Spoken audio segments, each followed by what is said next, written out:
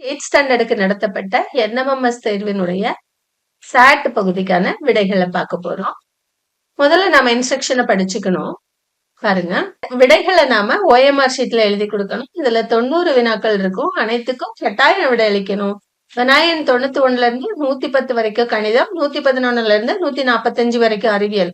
அதாவது 30 கணித வினாக்கள், 30 அறிவியல் வினாக்கள், 30 சமூக அறிவியல் வினாக்கள் கேட்டிருக்காங்க. அதே போல ஓஎம்ஆர் ஷீட்ல டிக்கோ இன்டோ போடக்கூடாது, ஷேட் பண்ணதான் செய்யணும். இந்த வினாவுக்கான கால அளவு எவ்வளவு கொடுத்திருக்காங்களோ அதுக்குள்ளால நீங்க எழுதி முடிச்சிருக்கணும். ஏதாவது ஒரு வினாவுக்கு விடை தெரியலன்னா அதுலயே இருந்து டைம் வேஸ்ட் பண்ணாம அடுத்த வினாவுக்கு போயிடணும். ஒரு சரியான விடைக்கும் 1 மதிப்பெண் கொடுப்பாங்க. தேர்வு முடிஞ்ச பிறகு ஓஎம்ஆர் ஷீட்டை தேர்வரை கண்காணிப்பாளர்கிட்ட கொடுத்துட்டு நீங்க கிளம்பிடணும். முதல்ல நம்ம கணித வினாக்களுக்கு விடை பார்க்கலாம். 91, ஒரு முக்கோணத்தின் 2 பக்கங்கள் உங்களுக்கு கொடுத்திருக்காங்க 3, 5ன்னு. பின்வருவனவற்றில் எது அம்முக்கோணத்தின் 3வது பக்கமாக அமையும்? 2 பக்கங்கள் கொடுத்துட்டாங்க 3ம் 5ம். 3வது பக்கம் வேணும் அப்படின்னா உங்களுக்கு 2 பக்கங்களை கூட்டும் போது 3வது பக்கத்தை விட அதிகமா இருக்கணும். இப்ப நீங்க 2 எடுத்துக்கிட்டீங்கன்னு வச்சுக்கங்களேன், 3, 2, 5. 5 3வது பக்கத்தை விட அதிகமா இருக்காது. அடுத்து 6 எடுத்துட்டீங்க அப்படின்னா 3, 3, 6, 9. 9 5 விட பெருசா இருக்கும். 3, 5, 8. 8 6 விட பெருசா இருக்கும். அப்ப 6 தான் நமக்கு விடையா இருக்க முடியும். 8 இருக்க முடியுமா பாருங்க. 3, 5 கூட்டினீங்கன்னா 8க்கு சமமா இருக்கும். சமமா இருக்க கூடாது, பெருசா தான் இருக்கணும். 9 எடுத்தீங்கன்னா 3, 5 கூட்டும் போது 8, 9 விட சின்னதாயிரும். அதனால நமக்கு விடை என்ன? 2, 6 சென்டிமீட்டர். 92வது வினா, பின்வருவனவற்றுள் x-3 ஒரு காரணியாக கொண்ட பல்லுறுப்புக்கோவை. எது காரணியாக கொண்டிருக்கோம்? x-3 காரணியா கொண்டிருக்கணும் அப்படின்னா நாம என்ன செய்யணும்? 3 இதுல பிரதியிடணும். பிரதியிடும் போது எது 0 கொடுக்குதோ அதுதான் காரணியாக கொண்ட பல்லுறுப்புக்கோவை. அப்படின்னா ஃபர்ஸ்ட் ஒன்ல போட்டு பாருங்க. 3² மைனஸ் 4 × 3 பிளஸ் 3 என்ன வரும்னு பாருங்க. 3² 9 மைனஸ் 4 3 12 பிளஸ் 3. 9 9 3 12, 12ல 12 கழிச்சிங்கன்னா 0 கிடைக்கும். அப்படின்னா கண்டிப்பா இதுதான் x-3 காரணியாக கொண்ட பல்லுறுப்புக்கோவை. நீங்க மீதி ஆப்ஷன்ஸ்ல போட்டு பார்க்கலாம் விடை சரியா இருக்கான்னு. விடை சரியா இருக்காது, சரிங்களா? அதாவது 0 வராது. அடுத்த வினா பார்க்கலாம். p சமம் -15 மற்றும் q சமம் 5 எனில் p - q plus p plus q என்னன்னு கேட்டிருக்காங்க. p - q அப்படின்னா -15 -5. p பிளஸ் q அப்படின்னா -15 பிளஸ் 5 இல்லையா? என்ன கிடைக்கும் பாருங்க. மேல -20, கீழே -10. அடிச்சுக்கிட்டீங்கன்னா 0 கேன்சல் ஆயிரும், மைனஸ் கேன்சல் ஆயிரும். என்ன கிடைக்கும்? 2 கிடைக்கும். விடை 4. 94வது வினா பாருங்க. உங்களுக்கு ஒரு படம் கொடுத்திருக்காங்க. இதுல நிழலிட்ட பகுதியின் பரப்பு. இப்போ நிழலிட்ட பகுதியில 2 செவ்வகம் இருக்கு. நீங்க இந்த செவ்வகத்தை எடுத்துக்கிறீங்கன்னு வச்சுக்கோமே. இதோட நீளம் 30, அகலம் 2, பெருக்குனீங்கன்னா 30 × 2 60 சதுர மீட்டர். அப்படி எடுத்துக்கிட்டீங்கன்னா இந்த செவ்வகத்தை எடுக்கும்போது இந்த சதுரத்தை நாம விட்டுறணும். அப்படின்னா இதனுடைய நீளம் என்னவா இருக்கும்னா 20 கழித்தல் 2 18, அகலம் 2. 18 × 2 36. கூட்டினீங்கன்னா 96 சதுர மீட்டர். விடை 4. 95வது வினா பாருங்க. முக்கோணம் ஏபிசியில் கோணம் சி 100 மற்றும் ஏபி சமம் பிசி எனில் கோணம் பி எவ்வளவுன்னு கேட்டிருக்காங்க. ஒரு கோணம் 100 டிகிரி. 2 பக்கங்கள் சமம்னா அது ஒரு இரு சமபக்க முக்கோணம் இல்லையா? நாம ஒரு முக்கோணமே போட்டுக்குவோமே. இது ஒரு விரிகோண முக்கோணம். இது சின்னு வச்சுக்கலாம். இது 100 டிகிரி கணக்குல கொடுத்துட்டாங்க. அடுத்து ஏசியும் அப்படின்னா இங்க ஏ இருக்குன்னு வச்சுக்கோங்க, இங்க பி இருக்குன்னு வச்சுக்கோங்க. ஏசியும் பிசியும் சமம். அவற்றுக்கு எதிரே உள்ள கோணங்கள் சமம். இந்த 2 கோணங்களும் சமம். ஒரு கோணம் 100னா மொத்தம் 3 கோணங்களையும் கூட்டினா 180 இல்லையா? இந்த 180ல 100 கழிச்சிங்கன்னா 80. அதை சரிபாதியா பிரிச்சிங்கன்னா ஒவ்வொரு கோணமும் 40 டிகிரி. அப்படின்னா கோணம் பி 40 டிகிரி. 96 பாருங்க. இரு தசம எண்களின் வித்தியாசம் 56.58. அவற்றுள் ஓர் எண் 26.13 எனில் மற்றொரு எண் என்ன? மற்றொரு எண் வேணும்னா நீங்க என்ன செய்யணும்? இந்த 56.58ஓட 26.13 கூட்டிக்கணும். கூட்டினீங்கன்னா உங்களுக்கு எந்த எண்ல இருந்து இந்த எண்ணை கழிச்சாங்கன்னு தெரிஞ்சிடும். 8 3 11க்கு 1 மீதி 1, 7 6 6 12க்கு 2 மீதி 1, 5 6 7 8 இல்லையா? 82.71 விடை 1. 97வது வினா பாருங்க. a plus b the whole square minus a minus b the whole square இன் மதிப்பு. இது உங்க புத்தகத்துல இருக்கு. இதனுடைய மதிப்பு 4ab. 98வது வினா பாருங்க. கொடுக்கப்பட்ட அட்டவணையிலிருந்து x மற்றும் y-க்கான சரியான தொடர்பு. பாருங்க, x வந்து 2னா y 1, x 4னா y 2. இதுல பாதி இல்லையா? y எப்படி கிடைச்சதுன்னா xல பாதி. y சமம் அரை x.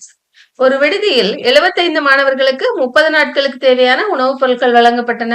மேலும் 15 மாணவர்கள் விடுதியில் சேர்ந்து கொண்டனர் என அவ்வுணவுப் பொருட்கள் எத்தனை நாட்களுக்கு வழங்கப்படும்? ஒரு விடுதியில் 75 மாணவர்களுக்கு 30 நாட்களுக்கு உணவு இருந்துச்சு. சரிங்களா? 75 மாணவர்களுக்கான உணவு 30 நாட்களுக்கு இருக்கு. இப்ப 15 மாணவர்கள் சேர்ந்துக்கிட்டாங்கன்னா மாணவர்களின் எண்ணிக்கை 90 ஆயிடுச்சு. எத்தனை நாளைக்கு உணவு வரும் அப்படின்னு கேட்டிருக்காங்க. நம்ம என்ன செய்யணும்? 75 × 30 / 90 இல்லையா? அடிச்சிங்கன்னா ஒரு 0 கேன்சல் ஆயிரும். 3வது வாய்ப்பாட்டுக்கு அடிச்சிங்கன்னா 3 9, இங்க 1 3 3 அடிச்சுக்கோங்க. 1 3 3, 2 3 6, 5 3 15. எத்தனை நாளைக்கு உணவு வரும்? 25 நாளைக்கு உணவு வரும். 100வது வினா பாருங்க. 8ஆம் வகுப்பு படிக்கும் 40 மாணவர்கள் ஒரு தேர்வில் பெற்ற மதிப்பெண்கள் அட்டவணைப்படுத்தப்பட்டுள்ளன. இப்புள்ளி விவரத்தின் முகடு. முகடு அப்படின்னா இங்க பாருங்க, மாணவர்களின் எண்ணிக்கையில எது அதிகமா இருக்குதோ அதை அவர்கள் பெற்ற மதிப்பெண் தான் முகடு. அதனால ஆன்சர் 23, விடை 1. 101வது வினா பாருங்க. கயல் என்பவர் 27,000 ஒரு மாத சம்பளமாக பெறுகிறார். தனது சம்பளத்தை கல்வி, சேமிப்பு மற்றும் வீட்டு வாடகைக்கு 3:2:4 என்னும் விகிதத்தில் செலவிடுகிறார் எனில் அவருடைய சேமிப்பு சதவீதம் எவ்வளவு? மொத்தம் எத்தனை பகுதியா பிரிச்சுக்கிட்டாரு? 4 2 6 3 9 இல்லையா? மொத்தம் 9 பகுதி. அதுல 2 பகுதியை அவர் எதுக்கு செலவிடுறாரு? சேமிப்புக்கு. மொத்தம் அவங்களுடைய வருமானம் எவ்வளவு? 27,000. அப்படின்னா அடிச்சுக்கலாம். 1 9 9 9 27 0 0 0 2 3 6 6,000 ரூபாய அவங்க சேமிப்புக்காக செலவிடுறாங்க. கேள்வி என்ன? சேமிப்பு சதவீதம் என்ன? அதாவது அவங்க வாங்குற சம்பளம் 27,000, அதுல 6,000 சேமிக்கிறாங்க. அவங்க வாங்குற சம்பளம் 100 ரூபாயா இருந்தா எவ்வளவு சேமிப்பாங்க? அதான் கேள்வி. சேமிப்பு சதவீதம்ங்கிறது அதுதான். 3 0 இங்க அடிச்சுக்குங்க. 3வது வாய்ப்பாட்டுக்கு அடிச்சுக்குவோமா? 2 3 6 இங்க அடிச்சீங்கன்னா 9 3 27. 200/9 அப்படின்னு நமக்கு கிடைச்சிருக்கு. 200 9வது வாய்ப்பாட்டுக்கு நீங்க கேன்சல் பண்ணி பாருங்க. 2 9 18 2 9 18 2 2 2ன்னு போயிட்டே இருக்கும் இல்லையா? 22.22%. 102வது வினா பாருங்க. தனிவட்டியில் ஒரு குறிப்பிட்ட அசலானது 2 ஆண்டுகளில் 4,400 ஆகவும் 3 ஆண்டுகளில் 4,600 ஆகவும் மாறுகிறது எனில் அசல் மற்றும் வட்டி வீதம். ரொம்ப சிம்பிள். ஆன்சர்ல இருந்து கேள்விக்கு போயிருங்க. முதல்ல ஆன்சர்ல அசல் 4,000, 5% வட்டின்னு கொடுத்திருக்காங்க. அப்படின்னா என்ன அர்த்தம்? 2 ஆண்டுகள்ல எவ்வளோ வட்டி வருதுன்னு பாத்துருவோமா? பாப்போமா? அப்படின்னா ஃபார்முலா என்ன? I = PNR/100 இல்லையா? Pங்கிறது என்ன? 4,000, Nங்கிறது 2, Rங்கிறது இங்க கொடுத்திருக்காங்க 5ன்னு. ஆன்சர்ல இருந்து தான் கேள்விக்கு போறோம். by 100 அடிச்சீங்கன்னா 2 0க்கு 2 0 அடிச்சீங்கன்னா 2 5 10, 40ஓட பெருக்குனீங்கன்னா 400.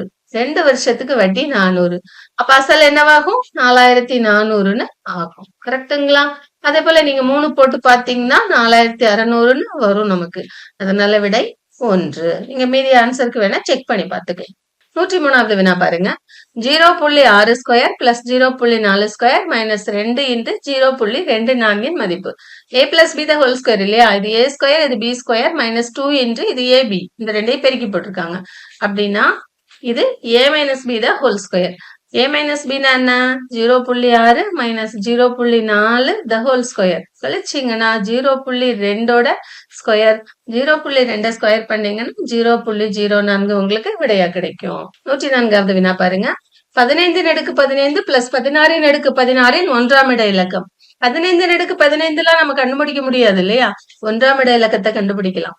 5 1 என்ன? 5. 5 2 என்ன? 25. 5க்கு என்ன அடுக்கு எடுத்தீங்கனாலும் 1ஆம் இட இலக்கம் 5 தான். சரிங்களா? அப்படின்னா இது 5. 16க்கு அதே மாதிரி 6 என்ன 6, 6 என்ன 36. இதே மாதிரி 6க்கு என்ன அடுக்கு எடுத்தீங்கன்னாலும் 1ஆம் இட இலக்கம் 6 தான். 5 6 கூட்டினீங்கன்னா 11, அதனுடைய 1ஆம் இட இலக்கம் என்ன 1, விடை 3. 105 பாருங்க. ஒரு சாலை சதுரத்தின் பரப்பளவு கொடுத்திருக்காங்க. அதன் ஒரு மூலை விட்டம் மற்றொரு மூலை விட்டத்தை போல் இருமடங்கு எனில் அவ்விரு மூலை விட்டங்களின் கூடுதல் கேட்டிருக்காங்க.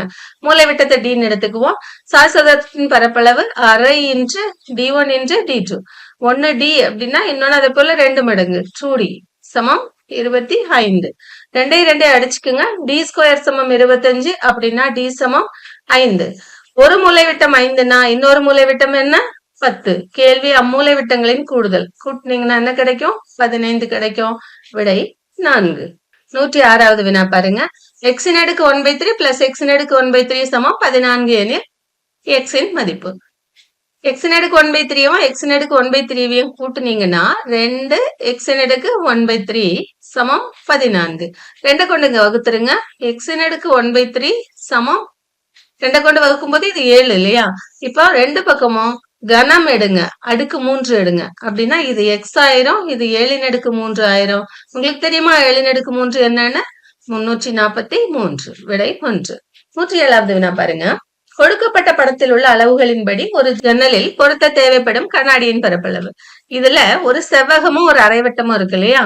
செவ்வகத்துக்கு பாருங்க, இது 7 அடி, இது 5 அடி, அப்ப 7 35. இதோட பரப்பு நமக்கு தெரிஞ்சிருது. அரைவட்டத்துக்கு பரப்புக்கு என்ன ஃபார்முலா? By r²/2. ஆறுங்கிறது இதுல பாதி 3.5. பைக்கு 22/7 போடுங்க பெருக்கல் r². ஆறுங்கிறது 3.5 இல்லையா? 3.5 பெருக்கல் 3.5. இங்க ஒரு 2 இருக்குல்ல, ஃபார்முலா இல்ல, அதை இங்க போட்டுக்கோங்க. 2 பெருக்கல் 7ன்னு போட்டுக்கலாம். இப்ப 7 நாம அடிச்சுக்குவோம், 3.5யும் அடிச்சுக்குவோம். எத்தனை முறை இருக்கு? 0.5. 2 அடிச்சுக்குங்க, இங்க அடிச்சுங்கன்னா 11. 11யும் 0.5 பெருக்குனீங்கன்னா 5.5. அதை எதோட பெருக்கணும்? 3.5ஓட பெருக்குவோம். 5 25க்கு 5 மீதி 2, 5 25 2 27. 5 15 மீதி 1, 5 15 1 16.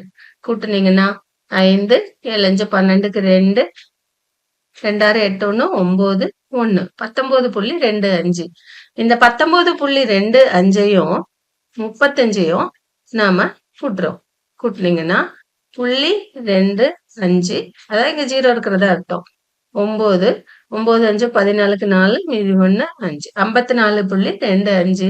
விடை 4. 108 பாருங்க. ஒரு சட்டையின் விலை 15% அதிகரித்து ரூ. 850க்கு விற்கப்படுகிறது எனில் அச்சட்டையின் அசல் விலை என்ன? சட்டையின் விலையை நாம எக்ஸ்ன்னு எடுத்துக்குவோம். அதை எவ்வளவு அதிகரிச்சிருக்காங்கன்னா 15%. அப்படின்னா X plus X into 15/100 equal to 805. சரிங்களா? இது அதனுடைய ஒரிஜினல் விலை, இது 15% அதிகப்படுத்தினது. அப்படின்னா எக்ஸ் பிளஸ் 15/100 எக்ஸ் சமம் 805. இதை எங்க கொண்டு பெருக்கினீங்கன்னா 100x 100 + 15 115/100 எக்ஸ் சமம் 805. உங்களுக்கு எக்ஸ் தான் வேணும். இந்த பின்னத்தை அப்படியே அந்த பக்கம் தலைகீழ கொண்டு போய் அடிச்சிருங்க. 805 பெருக்கல் 100/115. 5வது பாட்டுக்கு அடிப்போம். 2 5 10 3 5 15. 1 5 5 6 5 30 1 5 5. 23யும் 161யும் எத்தனை முறை இருக்குன்னு பாப்போமா? 3 பாருங்க. 7 7 21 இல்லையா? அப்ப 7 முறை இருக்கான்னு பார்ப்போம். இது அடிச்சிங்கன்னா 7 முறை. 7 23 161. சோ எக்ஸையும் எக்ஸ் வேணும்னா 700 பெருக்கணும். 700 பெருக்குனீங்கன்னா 700. 700 தான் ஒரிஜினல் விலை. 109. கொடுக்கப்பட்ட படத்தில் உள்ள முக்கோணம் PQRின் பரப்பளவு கேட்டிருக்காங்க. இந்த முக்கோணத்தை எடுத்துக்கிட்டீங்கன்னா நீங்க முழு முக்கோணத்தை வச்சுட்டு பரப்பளவு கண்டுபிடிக்க ட்ரை பண்ணக்கூடாது. ஏன்னா உங்களுக்கு அடிப்பக்கம் தெரியாது. இந்த முக்கோணத்துக்கு தனியாவும் இந்த முக்கோணத்துக்கு தனியாவும் கண்டுபிடிங்க. இந்த முக்கோணத்துக்கு அரை BH போட்டீங்கன்னா அரை இன்ட்டு 12 இன்ட்டு 13 இல்லையா? அடிச்சுக்கோங்க. 1 2 2 6 2 12 6 13 78. அடுத்து இந்த முக்கோணத்துக்கு வாங்க. இதுக்கும் அரை BH தான் ஃபார்முலா. அரை இன்ட்டு 12 இன்ட்டு 15. இங்க அடிச்சீங்கன்னா 1 2 2 6 2 12 6 15 90. இப்போ மொத்தமா கூட்டிக்கோங்க. 90, 78 கூட்டினீங்கன்னா 168 சதுர சென்டிமீட்டர் உங்களுக்கு விடையா கிடைக்குது. அடுத்தது பாருங்க, பொறுத்துக. ஃபார்முலா தெரிஞ்சா பொருத்திடுவீங்க. a plus b the whole கியூப்ங்கிறது a cube plus b cube plus 3ab into a plus b. a cube plus b கியூப்ங்கிறது a plus b into a square minus ab plus b square. a minus b the whole கியூப்ங்கிறது a cube minus b cube minus 3ab into a minus b. a cube minus b கியூப்ங்கிறது a minus b into a square plus ab plus b square. அப்படின்னா A2 பாருங்க, இந்த மூணுக்குமே A2 தான். B3 இப்ப இந்த 2. அடுத்து Cக்கு 4 இங்க இருக்கு இல்லையா? ஆப்ஷன் 1 விடையா கிடைச்சிருக்கு. அடுத்து சயின்ஸுக்கு போறோம். இது பாருங்க, கீழ்கண்ட படங்களை உற்று நோக்கி பரப்பளவின் அடிப்படையில் சரியான விடையை தேர்ந்தெடுக்கவும். இது சதுரம் இல்லையா? 5 x 5 25. இது செவ்வகம் 6 18. இது முக்கோணம் மோட்டு 24, அதுல பாதி 12.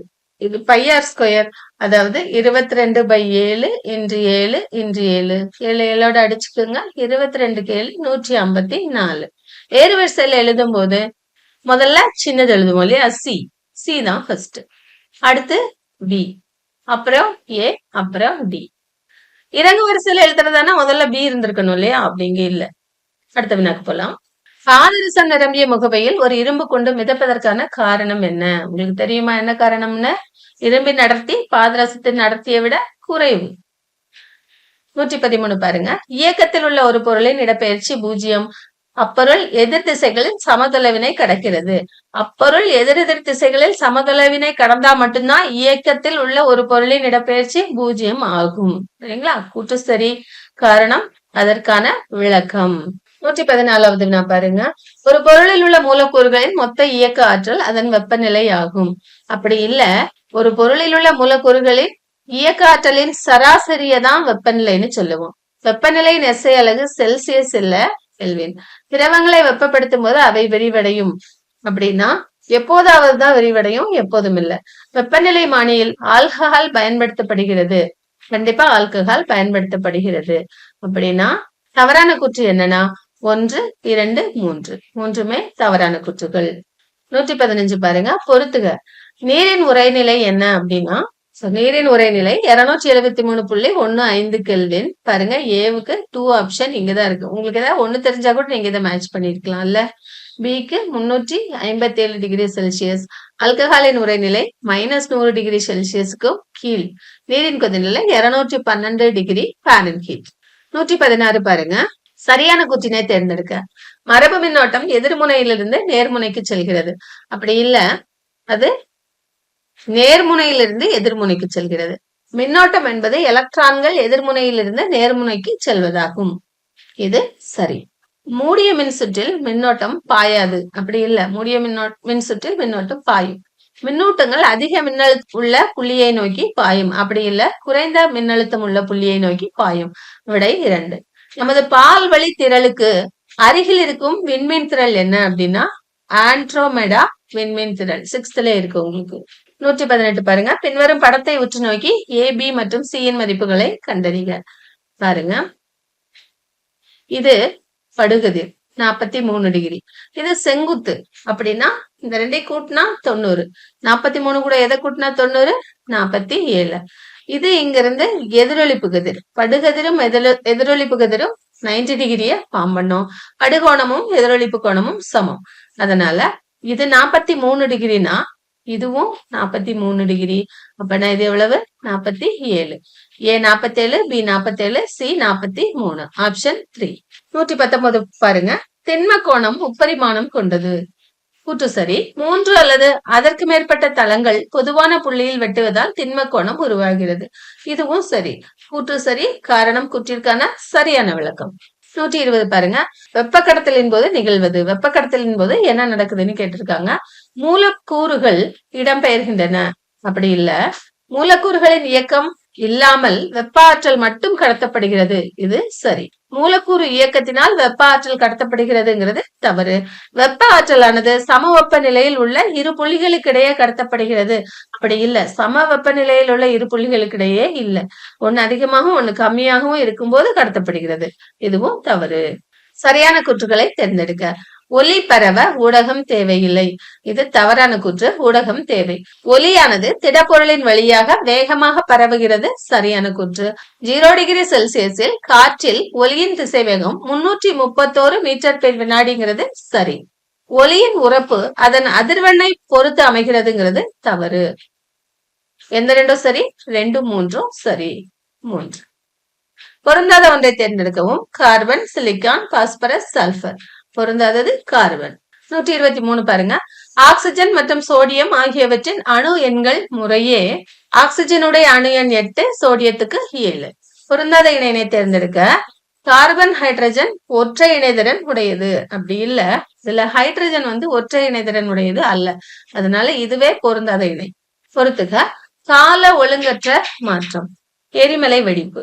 எரிமலை எப்ப வேணாலும் வெடிக்கும் இல்லையா? ஒரு சர்டன் பீரியடுக்கு ஒருக்கா வெடிக்கணும்னு அவசியம் இல்ல.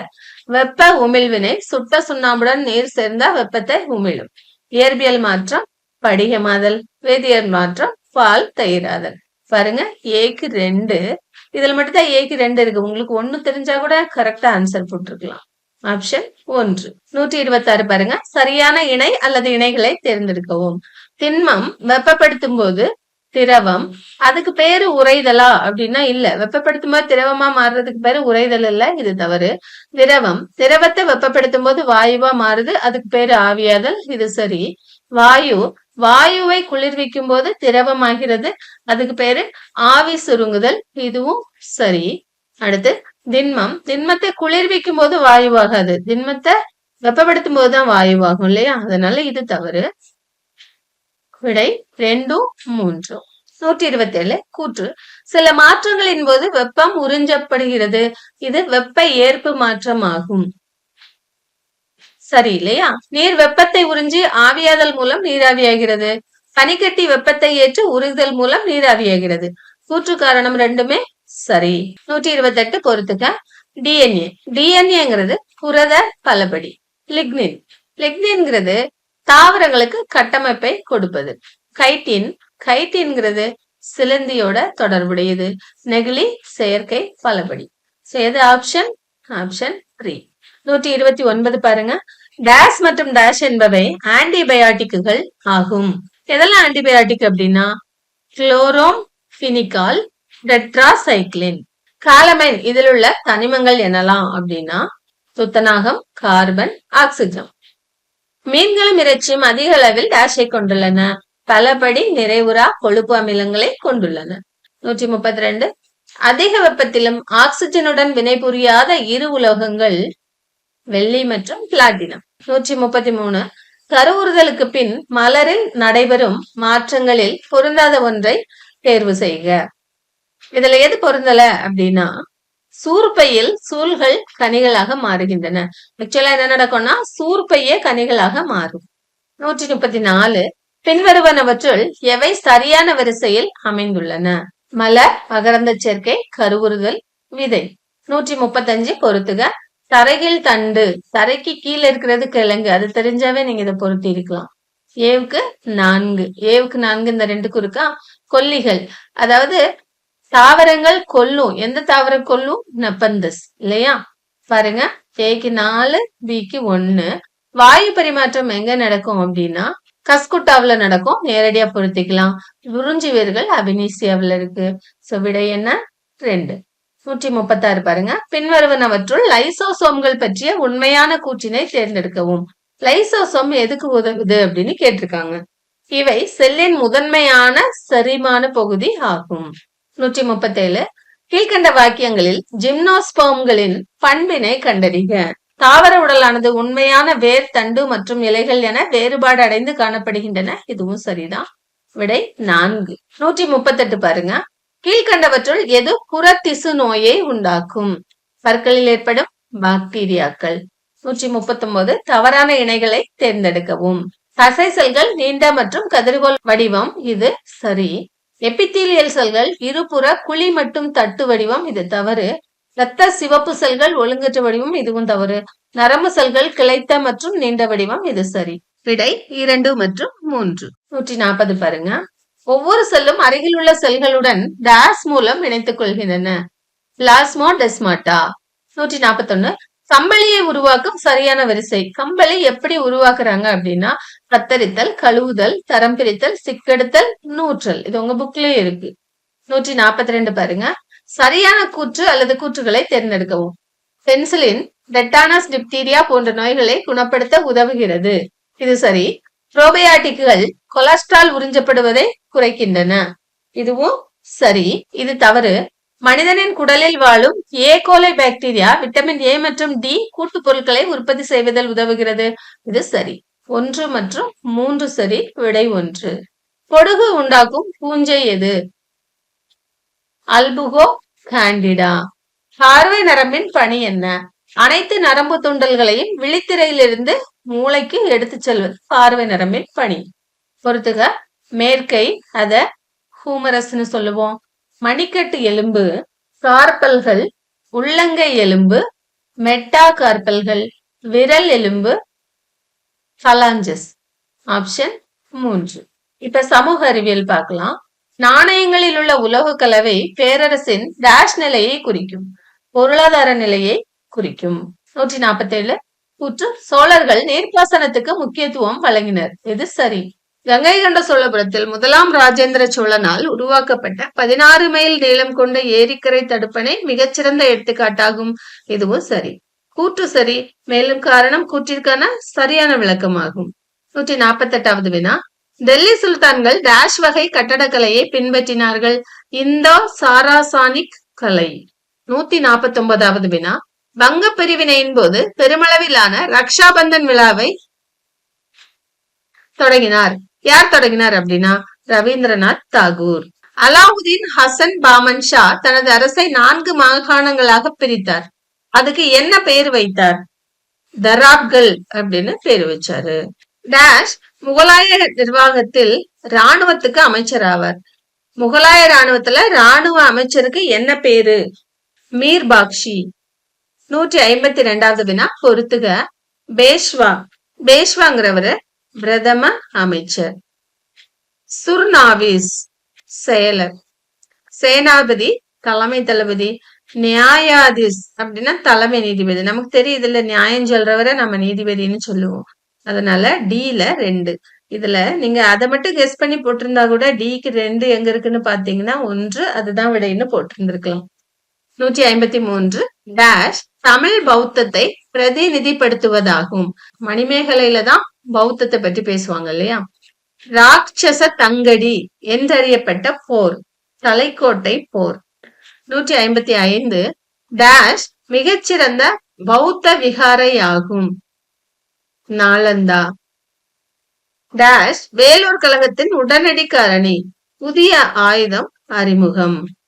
157 பின்வரும் நிகழ்வுகளை காலக்கிரமைப்படி வரிசைப்படுத்துக. அதாவது எது முதல்ல நடந்துச்சு, எது 2வது நடந்துச்சு, எது 3வது நடந்துச்சு அப்படின்னு கேக்குறாங்க. முதல்ல நடந்தது பக்சார் போர். 2வது நடந்தது முதல் ஆங்கிலேய மராத்திய போர். 3வது நடந்தது அடையாறு போர். 4வது ஆற்காட்டு போர். ஆப்ஷன் 3. 158 செல்வ சுரண்டல் கோட்பாட்டை முன்மொழிந்தவர் யார்? தாதாபாய் நவ்ரோஜி. கீழடி தமிழ்நாட்டில் டேஷ் மாவட்டத்தில் அமைந்துள்ளது. சிவகங்கை மாவட்டத்தில் அமைந்துள்ளது. உலகின் மிகப்பெரிய செயல்படும் எரிமலை எது? மவுனலாவோ. கீழ்கண்ட படம் எதை குறிக்கிறது? குதிரை குழம்பு ஏரி. பாருங்க, இது குதிரை குழம்பு வடிவத்துல இருக்கு, பார்த்தாவே தெரியும். அதனால இது குதிரை குழம்பு ஏரி. உலக கலாச்சார பன்முகத்தன்மை தினம், த வேர்ல்டு கல்ச்சரல் டைவர்சிட்டி டே என்னைக்கு அப்படின்னா May 21. 163 கூற்றுகளில் எது தவறானது? பெட்ரோலியம் எண்ணெய் வயல்களில் இருந்து துளையிட்டு எடுக்கப்படுகிறது. சரி. கச்சா எண்ணெயிலிருந்து டீசல், பெட்ரோலியம், மண்ணெண்ணெய் கிடைக்கிறது. சரி. பெட்ரோலியம் மற்றும் அதன் உட்பொருட்கள் கருப்பு வைரம் என அழைக்கப்படுகிறது. அப்படி இல்ல. பெட்ரோலியம் மற்றும் அதன் உட்பொருட்கள் கருப்பு வைரம் கிடையாது. கருப்பு வைரம்ங்கிறது நிலக்கரி இல்லையா? பெட்ரோலிய உற்பத்தியில் அரேபிய நாடுகள் முதன்மை இடத்தில் உள்ளது. இதுவும் சரி. தவறான கூற்று 3. ஐடென்டிஃபை த கரெக்ட் பேர். இதுல எது சரியான ஜோடின்னு உங்களுக்கு பார்த்தாவே தெரியும். ஊட்டி உத்தரகாண்ட்ல இல்ல இல்லையா? தமிழ்நாட்டுல இருக்கு. ஷில்லாங் கேரளாவில இல்ல, இமாச்சல் பிரதேஷ்ல இருக்கு. நைனிடால் வெஸ்ட் பெங்கால்ல இல்ல, ஷிம்லா தான் இமாச்சல் பிரதேசத்துல இருக்கு. 4 சரியான விடை. 165 டேஷ் சேர்மங்கள் கிருமி நாசினி, திரவம் மற்றும் சலவை தூள் தயாரிப்பில் பயன்படுகிறது. சுண்ணாம்புக்கல் பயன்படுகிறது. வட அமெரிக்கா டேஷ் நேர மண்டலங்களை கொண்டுள்ளது. வட அமெரிக்காவில் 11 நேர மண்டலங்கள் இருக்கு. சிவப்பு நிறம் வரைபடத்தில் டேஷை குறிக்கிறது. குடியிருப்பு பகுதிகளை குறிக்கிறது. 168 அமெரிக்காவிற்கும் மெக்சிகோவுக்கும் இடையில் டேஷ் நதி எல்லையாக அமைந்துள்ளது. ரியோ கிரேண்டி. போபால் விஷவாயு கசிவு பேரிடருக்கு எடுத்துக்காட்டு. எந்த பேரிடருக்கு? தொழிற்சாலை பேரிடருக்கு எடுத்துக்காட்டு. 170 டேஷ் மண்டலத்தில் தென்னிந்தியா உள்ளது. வெப்ப மண்டலத்தில் தென்னிந்தியா உள்ளது. 171 டேஷ் பாறைகள் அழுத்தம் மற்றும் இணைதல் மூலம் உருவாகின்றன. படிவு பாறைகள். 172 இவற்றில் எது வறட்சி ஏற்பட காரணம் அல்ல? பருவமழை பொய்த்தல் வறட்சி ஏற்பட காரணம். காடுகள் வளர்ப்பு வறட்சி ஏற்பட காரணம் அல்ல, இல்லையா? சோ அதை நம்ம ஆன்சரா போட்டுக்கலாம். 173 பாருங்க. தனியார் துறை. இதுல இருக்கிறதுல எது தனியார் துறை அப்படின்னா ரிலையன்ஸ். கூட்டுத்துறை தொழிலகம், மகாநகர் வாயு நிறுவனம். பொதுத்துறை தொழிலகம், இந்திய இரும்பு எஃகு ஆணையம். கூட்டுறவுத்துறை தொழிலகம், ஆனந்த் பால் ஒன்றியம். இப்ப எது ஆப்ஷன்? ஆப்ஷன் 1. 174 மாநில சட்டமன்ற மேலவை உறுப்பினர் ஆவதற்கு குறைந்தபட்ச வயது என்ன அப்படின்னா 30. பொருந்தாத ஒன்றை தேர்வு செய்க. தொலைக்காட்சி, வானொலி, செய்தித்தாள், கடிதம். கடிதம் யார் வேணாலும் யாருக்கு வேணாலும் எழுதலாம். தொலைக்காட்சி, வானொலி, செய்தித்தாள் இதெல்லாம் பொதுத்துறை இல்லையா? 176 சரியான கூற்றுகளை கண்டறியவும். எதிர்கட்சி தலைவர் கேபினட் அமைச்சர் அந்தஸ்தை கொண்டிருப்பார். இது சரி. எதிர்கட்சி அரசின் தவறான கொள்கைகள் மற்றும் தோல்விகளை வெளிப்படுத்தாது. கண்டிப்பா வெளிப்படுத்தும். மக்களாட்சி வெற்றிகரமாக செயல்படுவதற்கு ஆற்றல் வாய்ந்த எதிர்கட்சி மிகவும் அவசியமாகும். இதுவும் சரி. எதிர்கட்சி அரசாங்கத்தின் கொள்கைகள் மற்றும் அறிமுகப்படுத்தப்படும் சட்ட மசோதாக்களை தீவிரமாக விமர்சிக்கும். இதுவும் சரி. விடை என்ன? 1, 3 மற்றும் 4. ஆப்ஷன் 2. 177 முதலில் விண்வெளிக்கு சென்ற வாலண்டினா தெரஷ்கோவா என்ற பெண்மணி டேஷ் நாட்டை சேர்ந்தவர். சோவியத் ஒன்றியத்தை சேர்ந்தவர். 178 நில் குறியீட்டின் வடிவம் அருங்கோணம். 179 டேஷ் ஒரு வரி, ஒரு சந்தை மற்றும் ஒரு தேசம் என்பதை குறிக்கிறது. சரக்கு மற்றும் சேவை வரி. 180 டேஷ் திட்டத்தை ஆரம்பிக்க மாணவர்களை ஊக்குவிக்க வேண்டும். சஞ்சாயிகா. சஞ்சாயிகாங்கிறது சிறு சேமிப்பு திட்டம்.